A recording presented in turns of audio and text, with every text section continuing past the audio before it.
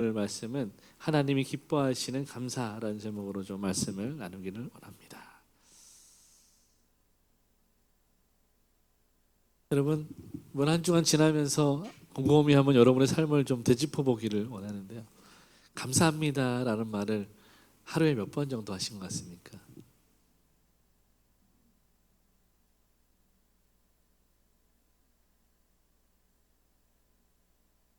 사실 어제 일도 잘 생각 안 나기 때문에 저도 잘 기억은 안 나는데 저희 어제 점심 먹을 때만 감사합니다 한 10번은 넘게 한 것 같아요. 그러니까 뭔가 서빙 올 때마다 감사합니다, 감사합니다, 감사합니다. 그런 사소한 감사부터 해서 더 깊은 하나님께 드리는 감사도 많이 있겠지만, 어떤 사람은 아주 작은 일도 감사로 여길 줄 알고, 또 어떤 사람은 대단한 일이 있어도 감사로 여기지 않는 사람이 있더라는 것을 생각해 볼 때, 그렇다면 우리는 얼마나 감사하는 삶을 살고 있는가?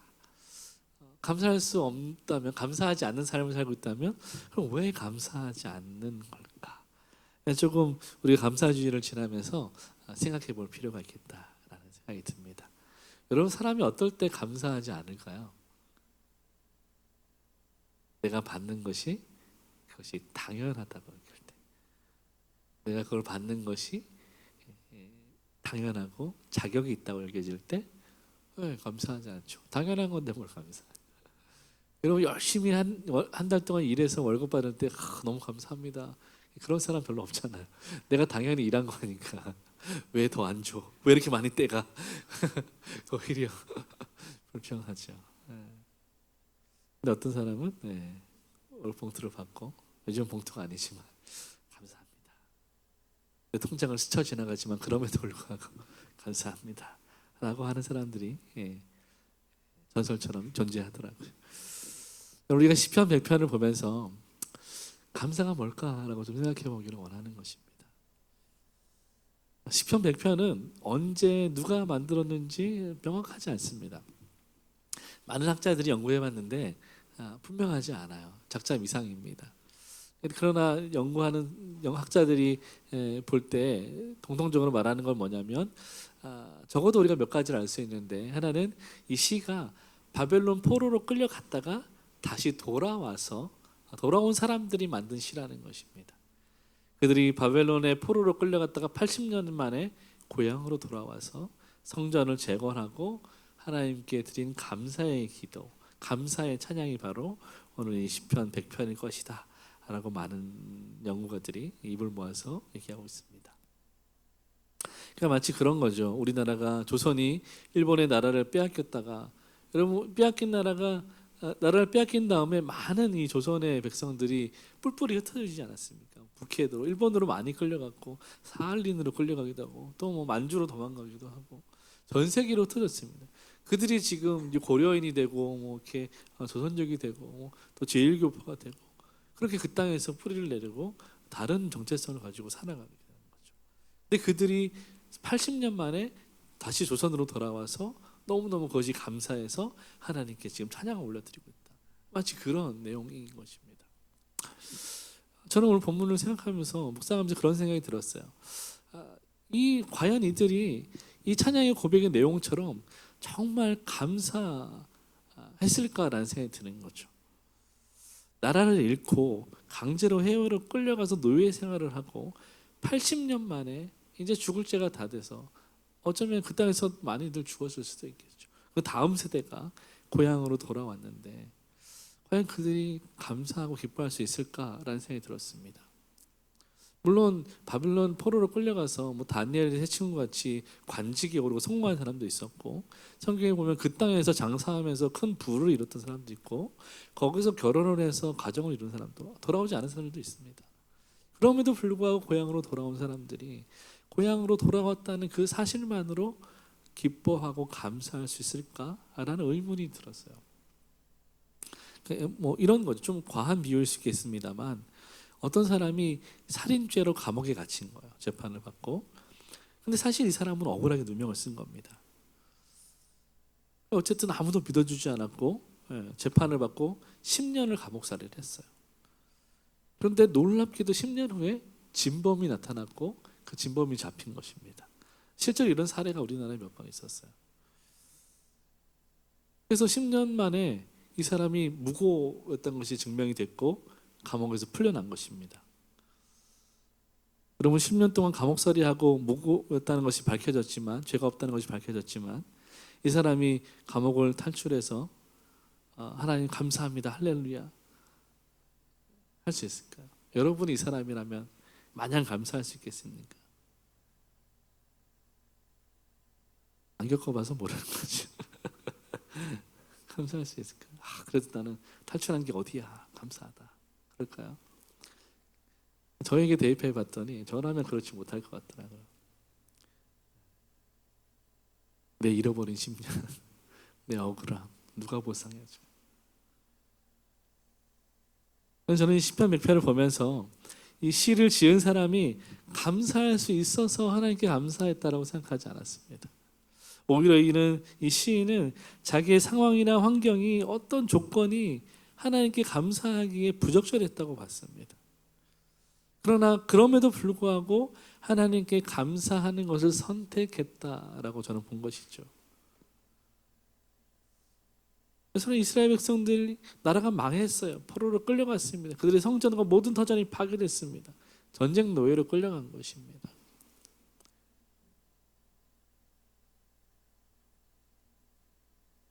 마치 일본인들이 하는 망언이 있죠.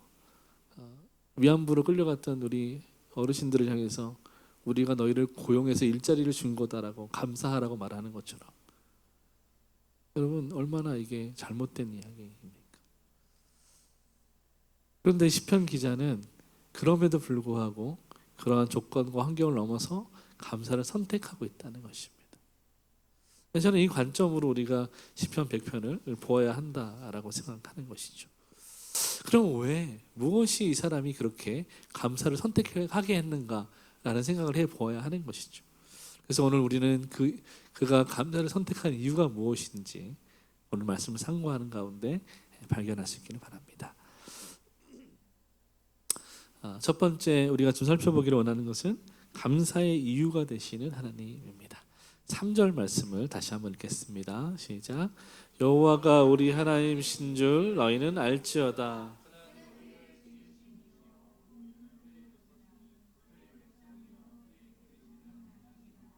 아멘. 여러분 이 3절 말씀을 히브리어 원문 그대로 번역해 보면 이렇습니다. 너희는 여호와께서 하나님이심을 알아라. 그가 우리를 지으셨으니 우리는 참으로 그의 백성이요 그가 기르시는 양이로다. 이게 히브리어 원문은 그대로 이제 거의 지역한 의미입니다. 너희는 여호와께서 하나님이심을 알아라라고 먼저 이야기합니다. 여러분 여기서 안다는 것은 그냥 지식적으로 개념적으로 그냥 누군가에게 들어서 아는 것이 아니라 하나님을 경험적으로 아는 것입니다. 내가 내 삶 속에서 일상 속에서 하나님을 경험하는 것이죠. 그 경험한 하나님을 내가 아는 것입니다. 그냥 단순한 지식적인 공부해서 아는 하나님이 아니라 그가 경험한 하나님을 말하고 있는 것입니다. 다시 말하면 시편 100편을 지은 그 시편 기자가 경험한 하나님, 그 하나님을 너희는 알아야 한다라고 말하는. 그 하나님 어떤 하나님인가? 그분은 바로 우리를 지으신 하나님이고 우리는 그의 백성이고 그분의 양이다라고 시편 100편을 지은 기자가 오늘 고백하고 있는 것입니다. 여러분 시편은요 5개의 그 책으로 구분되어지는데 오늘 우리가 보는 시편 100편은 사권에 해당하는 책입니다. 사권은 누가 지었는지 잘 몰라요. 여러 사람의 저작이 섞여 있습니다. 그런데 이제 모세의 글이 많이 실려 있기 때문에 이제 목사님들이 모세의 책이다라고 별명을 붙이기도 하지만 정확한 표현은 아닙니다. 누가 지었는지 잘 몰라요. 그런데 분명히 90편부터 106편까지는 하나의 주제를 가지고 한 작은 모음집으로서 역할을 하고 있는 것입니다. 많은 사람들이 연구했을 때 이것을 에스라가 편집했을 것이다라고 이제 이야기하는데요. 하나님 찬양하는 내용을 담고 있습니다. 그 배경은 민수기죠. 이스라엘 백성들이 광야에서 방황하고 하나님을 거역하고 심판받고 회복하고 막 그런 내용들, 주로 그런 내용들이 담겨져 있습니다. 그런데 그 가운데에서 하나님을 찬양하는 이스라엘을 그려보고 있는 것이죠. 그래서 정리하면 이렇습니다. 사권의 주제는 하나님의 보편적인 통치를 담고 있다는 것입니다. 이스라엘이 하나님이시지만 그 이스라엘의 하나님이 이스라엘이라는 이 작은 나라에 국한된 하나님이 아니라 온 세계와 만물을 지으시고 다스리시는, 통치하시는 하나님이시다라는 것을 이야기하고 노래하고 선포하는 것이 시편의 네 번째 책 90편부터 106편까지의 내용인 것이죠. 그래서 90편부터 106편까지 비슷한 내용이 계속 반복되는데요. 특별히 오늘 100편과 연결해서 아주 유사하게 진행되는 시는 뭐냐면 시편 95편입니다. 6절 7절을 같이 한번 읽어보겠습니다. 오라 우리가 굽혀 경배하며 우리를 지으신 여호와 앞에 무릎을 꿇자. 그는 우리의 하나님이시요 그의 손이 돌보시는 양이기 때문이라. 아멘. 여러분 시편 95편과 100편이 서로 다른 사람이 썼어요. 시편 95편은 대부분의 사람들이 말하기를 다윗이 썼을 것이다 라고 추측합니다. 그러나 시편 100편은 누가 썼는지 모르지만 아마도 모세가 쓰지 않았을까. 왜냐하면 민수기가 배경이기 때문에 그렇게 이제 추측을 하는 것이죠. 전혀 다른 시대의 사람입니다. 많은 시간과 공간의 차이가 있는 서로 다른 저자입니다. 서로 다른 저자임에도 불구하고 그러나 같은 신앙의 고백을 하고 있다는 것이 우리가 이것을 주목해야 되는 부분이죠. 이들은 같은 신앙 고백을 하고 있어요. 같은 하나님을 찬양하고 있습니다. 그 찬양의 이유가 같았습니다. 왜냐하면 그들의 신앙 고백이 같았기 때문입니다. 그들의 신앙 고백이 뭐냐면 여호와 하나님이 우리 하나님이시다. 그리고 우리는 그가 기르시는 백성이고 양이다. 이것이 다윗과 모세가 함께 고백했던 신앙의 고백입니다. 여러분, 그리고 이것은 누구의 신앙 고백입니까? 예수를 주로 영접한 저와 여러분의 신앙 고백입니다. 여러분, 그래서 한 하나님을 믿고 한 하나님을 예배한다는 것은 바로 이와 같은 것입니다. 아무리 많은 시간과 공간을 뛰어넘는 차이가 있다 할지라도 우리는 결국 한 하나님을 예배하고 그 하나님을 찬양하고 그 하나님을 섬기는 것입니다. 심지어 이것은 하나님이 당신의 백성들을 부르실 때 약속하신 언약의 말씀입니다. 나는 너희의 하나님이 되고 너희는 내 백성이 될 것이다. 너희가 내 말을 지키고 내 말을 떠나지 아니하며 순종하며. 그래서 다윗도 모세도 이스라엘 백성들도 그리고 저와 여러분도 동일한 이 신앙의 고백을 드릴 수 있는 것입니다. 여호와 하나님이 우리 하나님이시다. 우리는 그가 기르시는 백성이고 양이다. 그러므로 우리는 하나님께 감사할 수 있고 하나님 찬양할 수 있습니다 라고 고백할 수 있는 것입니다. 여러분, 우리는 이 시편 100편과 95편을 보면서 이 시편의 저자들이 찬양하는 이유, 감사했던 이유를 어디서 찾는가라는 것을 보아야 하는 것이죠. 지금 이 두 시편의 저자들 그리고 저와 여러분 믿는 모든 사람들은 감사의 이유를 자기 자신에게서 찾는 것이 아니라 하나님에게서 찾고 있다는 것을 잘 주목해야 합니다. 내게 있는 것, 내 조건, 내 환경 이런 것들이 감사의 이유가 되지 않았다는 것입니다. 오직 하나님 그분으로 인하여 감사하고 예배하고 찬양했다는 것이죠. 여러분 동일합니다. 저 여러분에게도 감사해야 될 이유와 목적이 있다면 그것은 바로 하나님이십니다. 하나님만이 우리의 감사의 근거와 이유와 목적이 되는 것이죠. 그럼 우리는 질문해야 됩니다. 그러면 이스라엘의 목자이시고 양이시고 주인이신 하나님은 누구이신가? 어떤 분인가? 라고 질문하게 되는 것이죠. 도대체 어떤 분이길래 다윗도 모세도 그리고 모든 예수를 믿는 저와 여러분도 같은 신앙의 고백과 감사를 드려야 하는가? 하나님 누구신가? 여러분, 하나님 누구라고 고백하고 계십니까? 하나님 누구라고 여러분 믿고 계십니까? 여러분이 믿는 하나님 어떤 분입니까?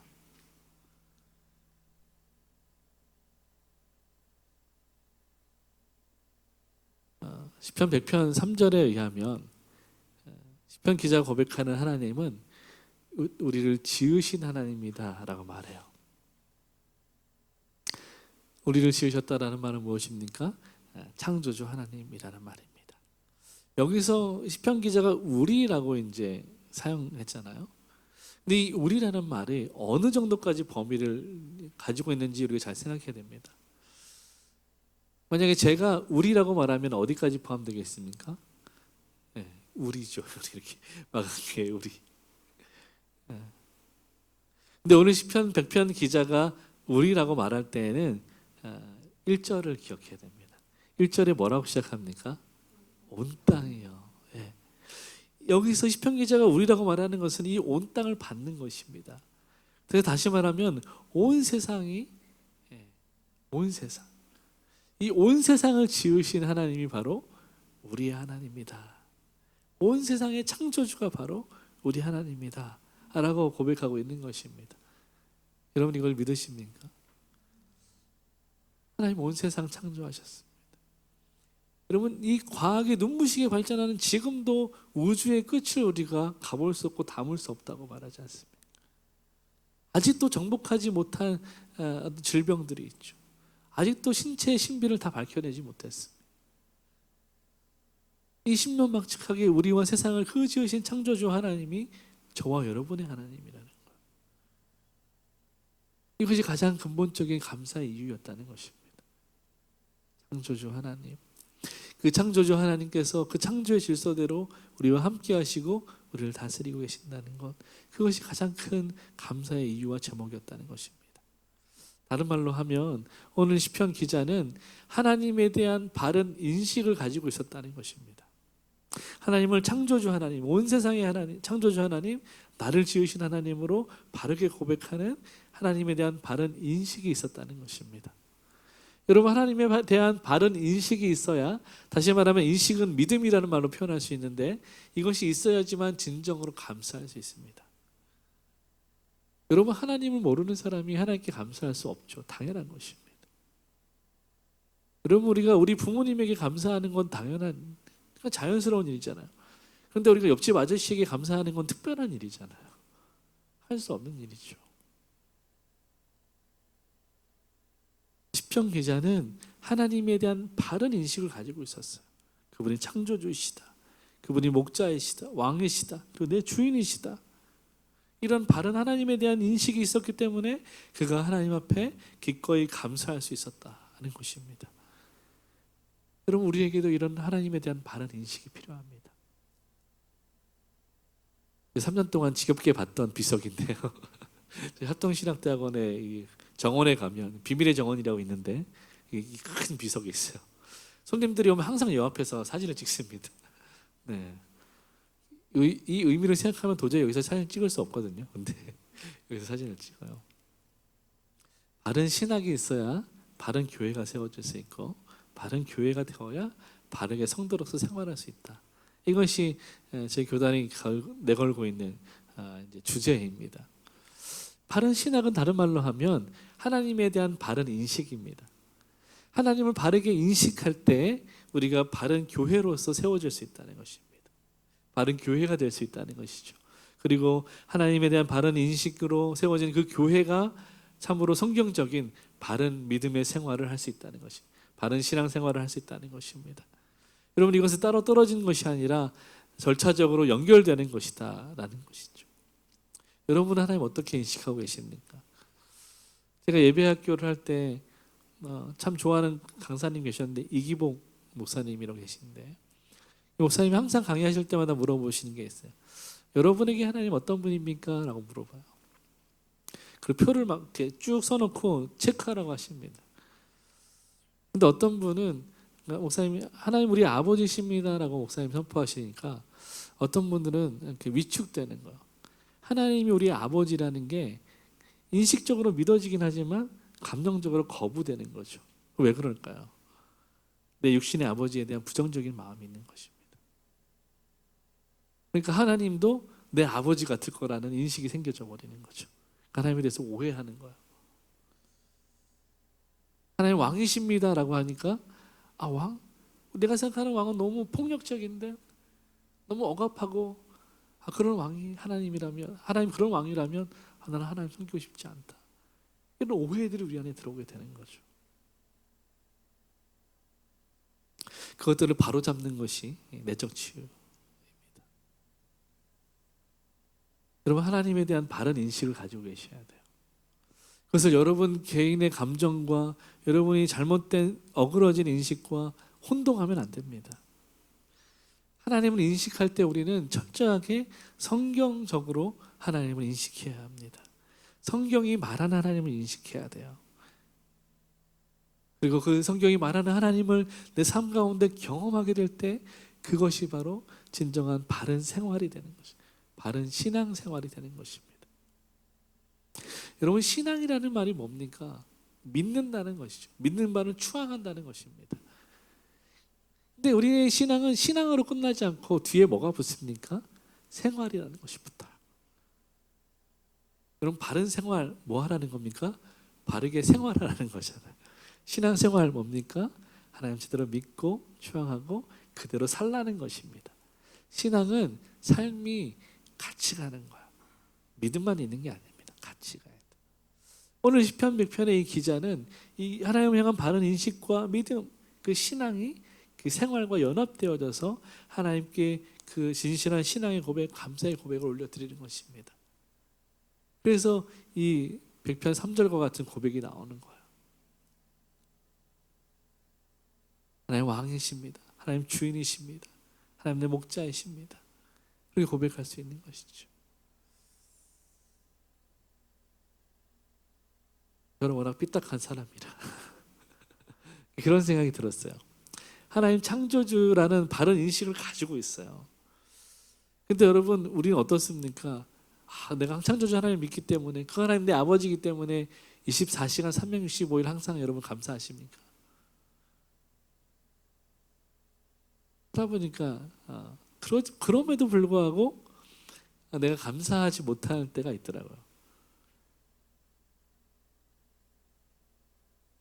창조주 하나님은 내 아버지이신데, 내 하나님이신데, 내 목자이신데, 다윗은 부족함 없다고 고백했는데 나는 왜 늘 부족할까? 왜 감사하지 못할까? 하는 그런 생각이 들었습니다. 오늘 시편 기자는 충분하다고 고백했는데 왜 우리는 충분하지 않을까라는 것이죠. 저는 그런 생각이 들었어요. 여러분, 여러분의 부모님이 여러분을 낳아주시고 길러주셨기 때문에 무조건 모든 일에 다 감사하십니까? 네. 여기 부모님과 딸이 있기 때문에 약간 어색한데 네, 굉장히 제 눈치가 보이는데 살아보니까 그렇지 않더라고요. 네. 오히려 더 원하게 되고 어떻게 부모니까 더 해줘야 되는 게 아닌가라고 더 원하기만 하지 감사하는 것이 참 쉽지 않더라고요. 오늘 시편을 보면서 계속해서 묵상하다 보니까 시편 기자가 그렇게 말하는 것 같았습니다. 네 형편이 어려우면 감사보다 원망이 더 빨리 나온다. 그런데 하나님을 바르게 믿고 있다면 그럼에도 불구하고 감사하다고 선포해야 된다. 왜냐하면 그 감사의 이유가 내게 있는 것이 아니라 그 감사를 주시는 하나님에게 있기 때문이다 라고 말하는 것 같았어요. 그러면서 5절 말씀을 가만히 제게 묵상하게 됐는데요. 5절 말씀 함께 다시 한번 읽어보겠습니다. 여호와는 선하시니 그의 인자하심이 영원하고 그의 성실하심이 대대에 이르리로다. 아멘. 네, 여기서 선하다라는 말을 보면 히브리 말로 토브라고는 말을 사용하고 있어요. 그래서 토브라는 말은 선하다, 좋다, 아름답다 이런 말입니다. 창세기에 보면 하나님이 창조하실 때 보시기에 심히 좋았더라. 창조하셨더니 빛이 있으니 좋았더라. 하나님이 좋았다라고 하실 때 사용하신 말이 바로 이 토브라는 말입니다. 여러분, 그래서 하나님이 좋다라고 말씀하시는 것은 단순히 굿 이 정도의 말이 아닌 거죠. 하나님 완전하시잖아요. 그래서 실수가 없으신 하나님이시잖아요. 그 완전하여 실수가 없으신 하나님이 좋다라고 말씀하시는 것입니다. 그 하나님 선하신 하나님이라는 거예요. 다시 말하면 하나님은 완전해서 실수가 없으신 하나님인데 그 하나님이 내 하나님이라는 것입니다. 다시 말하면 그 하나님은 우리의 인생 가운데 선함을 베푸시는 거죠. 그래서 그 하나님은 실수하지 않으시는 거예요. 근데 자꾸만 우리는 어떻습니까? 하나님 이거 실수 같은데요? 라고 질문하는 거죠. 그럴 때 감사하지 못하게 되는 거예요. 하나님은 안전하십니다. 여러분을 향한 계획, 놀라운 계획 가지고 계시고 그 계획으로 인도하고 계시는 거예요. 하나님이 선하시기 때문에 우리 삶에 하나님의 인도하심이 선한 거예요. 아름다운 것입니다. 우리가 광야를 걸어도 그것은 아름다운 길이고 우리가 사막을 걸어도 그것은 아름다운 길입니다. 왜냐하면 그 삶이 그 길에 하나님이 작정하신 이유와 목적이 있기 때문입니다. 통신대 구약학 교수님인 김정우 교수님이 시편 100편을 주석하실 때 이런 말을 하셨더라고요. 주님의 선하심은 그의 인자하심과 성실하심으로 구현된다. 주님의 인자하심은 즉흥적이지 않다. 따라서 우리는 주님을 믿고 신뢰할 수 있다. 시편의 권위자라고 하시는 분인데 이 주님의 선하심이라는 하나님의 성품, 이 하나님의 근본적인 성품이 이 인자하심과 성실하심이라는 또 다른 성품으로 우리 삶에 구현된다는 것입니다. 다시 말하면 우리 삶에 작동한다는 것입니다. 여러분 하나님의 선하심이라고 말하면 되게 추상적이잖아요. 여러분 하나님의 선하심에 대해서 한번 설명해 보십시오라고 시험 문제를 낸다면 여러분 어떻게 설명하시겠습니까? 뭔가 우리 삶에 경험한 하나님이 선하다고 내가 느낀 어떤 경험들을 이야기하겠죠. 그러니까 다시 말하면 하나님의 선하심이라는 하나님의 성품은 하나님의 인자하심과 하나님의 성실하심을 통해서 우리 삶에 구체적으로 구현된다는 것입니다. 그런데 더 놀라운 것은 하나님의 이 인자하심이 즉흥적이지 않다는 거예요. 왜냐하면 인자하심 다음에 성실하심이 따라오기 때문입니다. 성실하다는 건 뭐니?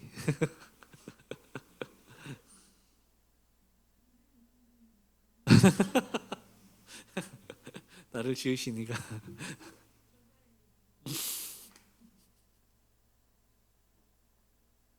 성실하다. 성실하다는 것은 성경적으로 말하면 계획이 있다는 것입니다. 아무 때나 그냥 마음 내킬 때 하는 것이 아니라 계획이 있다는 거예요. 여러분 우리가 하나님 섭리하신다라고 말하지 않습니까? 섭리, 하나님이 섭리하실 때 아무렇게나 막 하나님 마음대로 막 그날 기분에 따라서 하나님 이렇게 P형이라서 계획 없이 막 그렇게 하시는 분이 아니란 말이에요. 하나님 영원한 작정 가운데 저와 여러분을 태초부터 작정하셨고 저와 여러분의 이름을 아셨고 그 이름을 손바닥에 새기셨고 하나님은 영원한 작정 가운데 일하시는 분이십니다. 하나님 계획을 가지고 일하시는 분이에요. 우리가 앞에 하나님 선하시다고 말했잖아요. 하나님 완전하시다고 말했잖아요. 실수가 없다고 말했잖아요. 그 완전하셔서 실수가 없는 하나님이 계획을 가지고 계셔. 그 하나님이 실행하시는 계획은 실수가 당연히 없죠. 톱니바퀴가 정확히 돌아가는 것처럼 하나님은 하나님의 때에 정확하게 일하시는 분이라는 거예요. 그러나 우리는 연약하기 때문에 지혜가 부족하기 때문에 그 하나님의 완전하심을 쫓아가기가 버거운 것입니다. 그래서 우리에게 믿음이 필요한 거예요. 하나님 앞서가시잖아요. 보면 하나님이 우리가 광야를 지나갈 때 독수리의 그 어깨에 메고 가신다라고 하셨는데 태워 가신다고 하셨는데 우리는 하나님의 그 날개에 타고 갈 때 어디로 가는지 몰라요. 어딘가 가나 보다 하는 거예요. 목적지는 하나님이 아시는 거예요. 하나님 데려가시는 것이죠. 우리는 목적지를 모르기 때문에 하나님을 전적으로 의지하고 신뢰할 수밖에 없습니다. 여러분 그렇지 않으면 어떻게 됩니까? 의심하기 시작하면 어떻게 되죠? 당장 내리고 싶죠. 믿음이 사라지는 것입니다. 두려워지는 것이죠. 여러분 제가 중국에서 가장 힘들었던 게 그런 거예요. 말도 못하는데 택시기사가 자꾸 어디로 가요. 제가 분명히 마트 가자 그러는데 어디로 자꾸 가. 내가 모르는 길로 가. 말도 못하고 왜 가는지 어디로 가는지 모르는 거예요.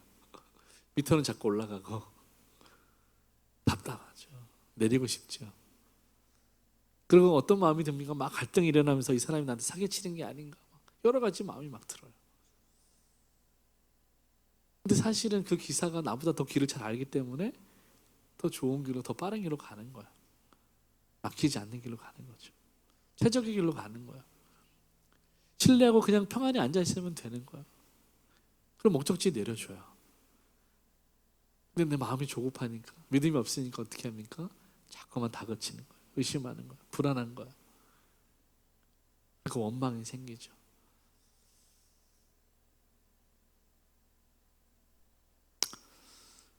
여러분, 하나님의 선하심, 인자하심, 성실하심, 이것들은 다 하나님의 성품입니다. 하나님의 성품이라는 말은 다시 말하면 하나님의 속성입니다. 하나님 이런 분이라는 거예요. 하나님 선하십니다.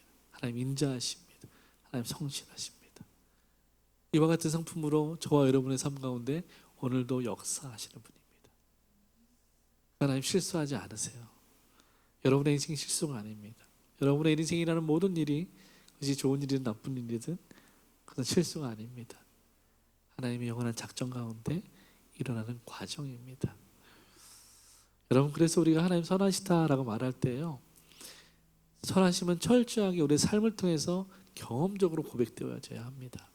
오늘 시편 기자도 마찬가지였어요. 자기 삶에 역사하신 그 하나님의 선하심을 경험했습니다. 그러니까 나라가 망한 상황에도, 80년 포로 생활에도, 또 다윗처럼 기름 부음 받고도 억울하게 누명을 쓰고 도망 다닐 때에도, 사랑하는 아들이 반역해서 왕국에서 쫓겨날 상황에도 기꺼이 하나님 선하시다라고 다윗이 고백할 수 있었던 것입니다. 왜요? 하나님 선하심을 믿기 때문에 고백할 수 있었던 것입니다. 내 상황에 상관없이 하나님 선하시다라고 고백할 수 있었던 것입니다. 하나님은 당신의 백성을 향한 놀라운 계획을 가지고 계십니다. 하나님은 자기 백성을 향한 위대한 계획을 가지고 계세요. 회복하는 교회라는 책에 보면 이렇게 말합니다. 뱀의 작전은 지금도 유효하다. 하나님의 선하심을 의심하게 만드는 작전. 정말 많은 사람이 고통 가운데 하나님의 선하심을 의심하고 그 결과로 자기 연민에 빠지며 결국 불순종을 정당화하는 데 이른다. 이것이 코로나를 지나고 나서 나온 회복하는 교회에서 이 저자가 말하는 내용입니다. 사단의 전략은 지금도 유효하다는 거예요. 어찌하든 우리에게 의심을 불어넣는 것입니다. 그래서 하나님의 선하심을 의심하게 만드는 거예요. 왜요? 내 상황이 녹록하지 않으니까, 마음대로 안 되니까, 광야 같으니까. 지난주에 나눴듯이 엘리야처럼 그 상황 가운데 자기 연민에 빠지게 만드는 거예요. 그리고 결국은 하나님의 말씀에 불순종하는 것을 정당화하는 것입니다. 하나님, 내가 그럴 만하지 않습니까? 라고 말하는 것이죠. 여러분, 하나님 앞에 그럴 만한 것은 없습니다. 어떤 이유로도 우리가 하나님 앞에 우리의 불순종을 정당화할 수는 없습니다.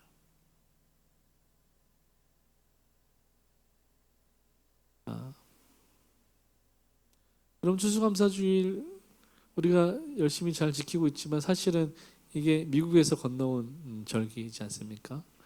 성경에는 다른 절기들이 있죠. 사실 우리가 성경적인 절기로 지킨다면 맥주감사주의를 지키는 것이 더 성경적입니다. 청교도들이 신앙의 자유를 찾아서 영국을 떠나서 아메리카 대륙으로 갔습니다. 거기서 첫 해에 정말 많은 고난의 시간을 보냈어요. 함께 왔던 사람들 중에 많은 사람이 다 흙으로 돌아갔습니다. 아이 노인할 것이 많은 사람이 죽었어요. 먹을 것이 없었고요, 잠잘 곳이 없었습니다. 추위에 떨어야 했습니다. 그러나 그 땅 가운데 원주민의 도움으로 그들의 삶의 형편이 조금씩 나아지기 시작했고, 마침내 첫 해를 보내고 남아있는 자들이 모여서 하나님께 수확을 올려드리며 감사의 예배를 올려드립니다. 그것이 첫 번째 추수감사주일이었어요. 여러분, 이들은 감사할 제목이 없었습니다. 이유가 없었어요. 그러나 그들이 그럼에도 불구하고 하나님의 선하심을 믿기 때문에 감사를 선택한 것입니다. 이 믿음의 고백 위에 아메리카 대륙이 세워진 것입니다. 지금의 미국이라는 나라가 이 믿음의 고백 위에 세워진 것입니다. 그들은 믿음으로 미래를 바라봤던 것입니다. 하나님이 선하게 우리 민족 가운데 일하실 것들을 바라보았던 것이죠. 이 믿음이 오늘 우리에게 필요한 것입니다. 사랑하는 여러분, 하나님을 바로 인식하기를 축복합니다. 여러분 한번 서로에게 인사합시다. 하나님은 선하십니다. 아멘. 우리 한 번 더 합시다. 그리 아니하실지라도 감사합니다. 네, 이제 여러분 큰일 났습니다. 네, 두 번째, 환호성을 지르며 감사하라. 우리 1절, 2절, 4절 함께 있습니다. 온 땅이여 여호와께 즐거운 찬송을 부를지어다. 기쁨으로 여호와를 섬기며 노래하면서 그의 앞에 나아갈지어다. 감사함으로 그의 문에 들어가며 찬송함으로 그의 궁정에 들어가서 그에게 감사하며 그의 이름을 송축할지어다. 아멘. 여러분, 마지막으로 시인이 하나님께 감사와 영광을 올려드리는 모습을 통해서 우리가 어떻게 하나님께 감사할 것인지 그 방법에 대해서 좀 생각해 보기를 원합니다. 여러분, 오늘 시편 100편의 기자는 하나님께 나아갈 때 기쁨과 감사를 가지고 나아갔다라고 고백합니다. 근데 그가 말로만 기쁨과 감사를 표현한 것이 아니라 오늘 본문에 보면 찬송하고 송축했다라고 말합니다. 찬송과 송축, 둘 다 하나님을 찬양했다는 말입니다. 하나님 노래했다는 말이죠. 오늘 시편 100편의 기자는 하나님을 찬송하고 송축함으로 감사의 예배를 하나님께 올려드렸던 것입니다. 감사함으로 그 문으로 들어갔다는 것. 감사함으로 그 뜰에 들어갔다는 것입니다. 하나님의 성전에 들어갈 때 감사를 가지고 나갔다는 것입니다. 한 주간 어떤 삶을 살았든지 상관없이 하나님의 선하심으로 인하여 감사의 제목을 가지고 성전으로 나아갔다는 것입니다. 근데 여기 재미있는 게 있어요. 1절에 보면 여호와께 즐거운 찬송을 부를지어다 라고 말할 때 그 즐거운 찬송이라는 부분에 보면 히브리 말로 루아라는 단어를 사용하고 있어요. 외치다, 경보를 울리다, 울다, 부수다, 즐거운 소리를 내다, 기쁨을 외치다, 경고하다, 이런 뜻을 가지고 있습니다. 그러니까 뭐냐면 뭐 예를 들어서 이렇게 왕이 이제 들어오잖아요. 등장하잖아요. 왕궁에. 그때 나팔수들이 왕의 입장을 알리는 어떤 그 행진곡 나팔로 불지 않습니까? 그런 장면입니다. 큰 소리로 외치는 것이죠. 크게 나팔을 부는 것입니다. 예루살렘의 성전에서 언약궤가 들어올 때 다윗이 춤추며 환호했다. 그때도 이 단어가 사용되었어요. 여러분, 시인은요 하나님께 감사의 예배를 드리며 나아갈 때 이와 같이 했다는 것입니다. 기쁨의 환호성을 질렀다는 것입니다. 기쁨의 환호성을 지르며 나갔다는 것입니다. 여러분, 송축한다는 것은 그래서 환호성을 지르며 찬양을 드리는 것입니다. 사실 성경 본문에 보면 make some noise라고 나오거든요. 그러니까 우리가 막 아름다운 화음으로 멜로디로 노래하는 것도 너무 귀하지만 그냥 호흡 박수를 치고 막 소리를 지르고 연호하는 것이 하나님께 드리는 최고의 감사 찬양일 수 있다는 것을 말하는 것입니다. 이게 루아라는 말이 가지고 있는 뜻이에요. 그럼 무슨 말이냐면 이 시편 100편의 기자는 하나님께 감사했는데 아주 적극적으로 표현하는 감사를 드렸다는 것입니다. 심지어 그는 온 세상이 하나님께 드리는 감사의 소리를 들을 수 있도록 소리를 지르며 감사했다는 것이죠. 온 세상이 들을 만한 큰 소리로 환호하며 감사를 올려드렸다는 것입니다. 여러분, 어떤 것일까? 여러분, 지난주에 LG 트윈스가 29년 만에 우승했다고 합니다. 29년. 29년 만에 우승했대요. 대단한 일이죠. 얼굴만 봐도 얼마나 기뻐요. 환호하고 막 이렇게 소리를 지르고 행가리를 치고, 저 감독을 안 잡아주면 큰일 나는데 연호하는 거, 소리를 지르는 거, 기쁨을 주체하지 못하는 것을 환호하는 것입니다. 여러분, 우리 일상에 이렇게 소리를 지를 일이 별로 없어서 사실은 여러분, 교회 오셔서 기도하고 찬양할 때 소리를 많이 지르셔야 합니다. 하나님께 감사의 소리를 지르셔야 하는 것이죠. 사랑하는 여러분, 하나님께 드리는 감사는요 이렇게 표현해야 되는 것입니다. 적극적으로 표현해야 되는, 환호성을 지르며 적극적으로 표현하는 것이 진짜 하나님께 드리는 감사라는 것입니다. 여러분, 왜 그럴까요? 왜 그럴까? 하나님은 중심을 보시는 분인데 내가 마음으로 감사합니다라고 말해도 하나님 다 아시는데 왜 소리를 지르며 소리를 외치며 심지어 환호성을 지르며 감사하라고 성경은 말했을까? 왜 그럴까요? 여러분, 우리가 소리를 낼 때 온 세상이 하나님이야말로 진짜 살아계신 하나님인 줄을 알게 되기 때문에 그렇습니다. 여러분, 세례 요한이 자기를 향하여 빗대어 말할 때 뭐라고 말했습니까? 나는 광야에 외치는 소리라고 말했습니다. 우리도 마찬가지입니다. 하나님이 내게 베푸신 그 놀라운 일들, 그 하나님의 선하심을 외치는 것입니다. 환호하는 것입니다. 연호하는 것이죠. 소리를 지르는 것입니다. 그리고 그 소리를 세상이 듣게 되는 것이죠. 그리고 저 사람이 믿는 하나님이 진짜 살아계신 하나님이구나 라고 알게 되는 것이죠. 그리고 그들도 하나님께로 나오게 되는 것이죠. 여러분, LG 트윈스가 29년 만에 우승했습니다. 우승 할인 이벤트 한대요, 여러분. 29% 할인한다고 합니다. 여러분 잘 보시고 가셔서. 여러분, LG가 왜 이렇게 합니까? 자신들의 그 명예를 더럽히는 것입니다. 우리가 우승했다는 것을 알리는 것입니다. 그리고 이것을 마케팅을 통해서 더 많은 커스터머들을 모으는 것이죠. 이것이 소리를 외쳐 하나님을 연호해야 되는 이유인 것이죠. 저와 여러분이 하나님이 선하심을 증명하는 전광판이 되는 것입니다. 마이크가 되는 것이죠. 여러분이 외치지 않으면 돌들이 외칠 것입니다.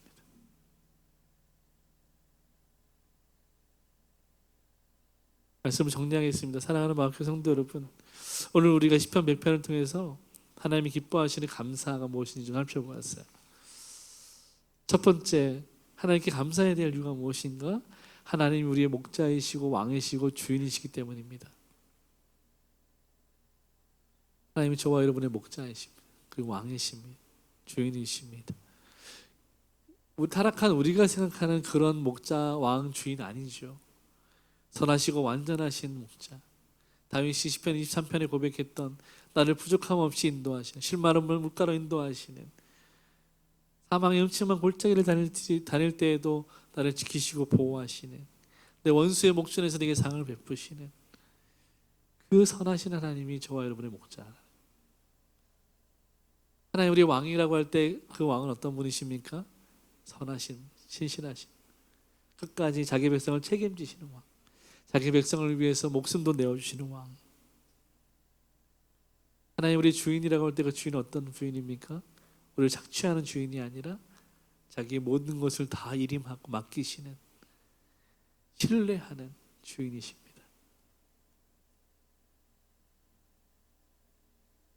무엇으로 감사해야 합니까? 구체적으로 하나님의 선하신 성품을 경험하고 그 성품을 알므로 감사해야 됩니다. 우리의 감사의 제목은 딱 하나예요. 하나님의 선하신 성품. 그것을 경험하십시오. 그래서 알게 되고 그렇게 감사할 수 있기를 바랍니다. 여러분, 그래서 우리가 그냥 하나님 감사합니다라고 말하는 것도 너무 귀한 고백이지만 감사의 이유를 구체적으로 적어보는 것도 너무 귀한 고백입니다. 그래야 하나님이 내 삶에 어떻게 함께 하시는지 구체적으로 알 수 있기 때문에 그렇습니다.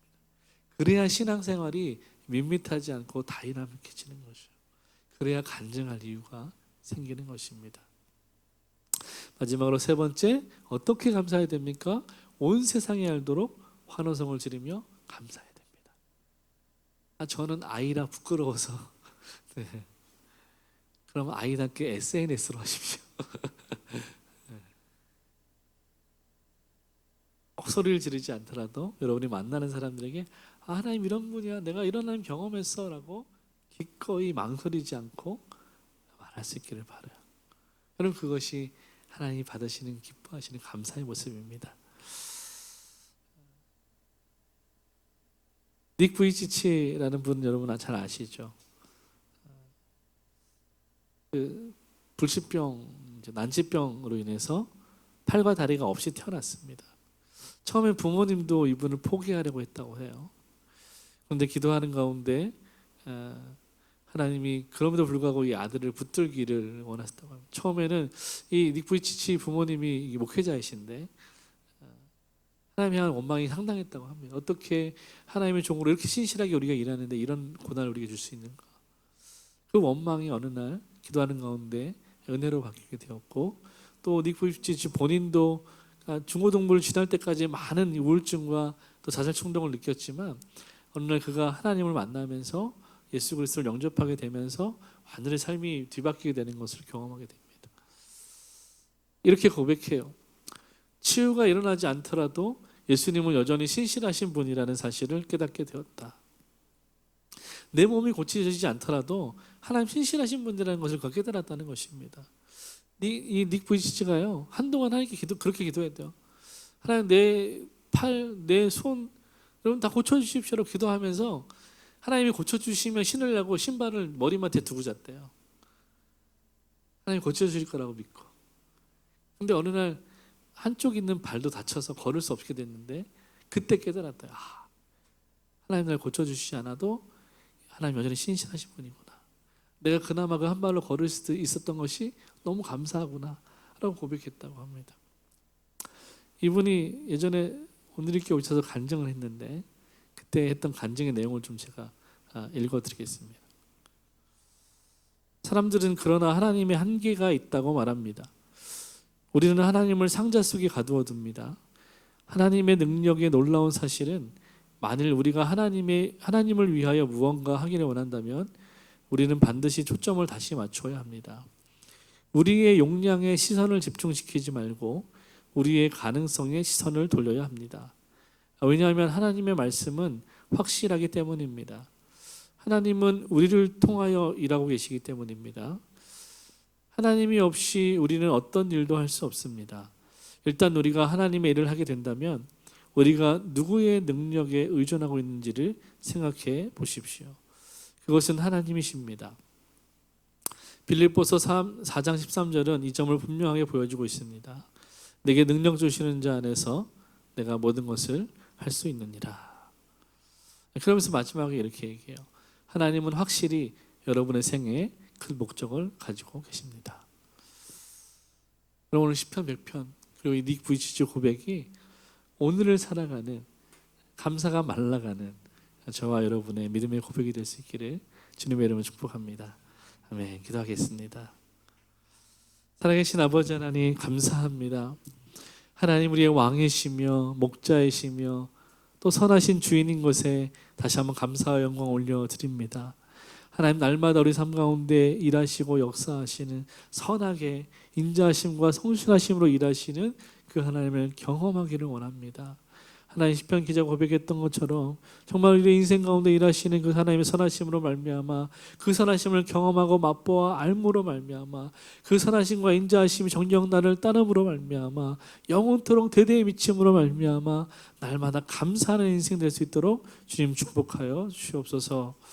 지금은 우리 주 예수 그리스도의 은혜와 선하신 하나님 아버지의 사랑과 보혜사 성령의 교통하심이 오늘 감사를 고백하기로 결단하고 세상으로 돌아가는 거룩한 주님의 백성들 머리 위에, 저들의 가정과 직장과 학업 위에, 이 나라와 북녘 땅 위에, 그리고 열방 가운데 이제부터 영원까지 함께 있을지어다. 아멘.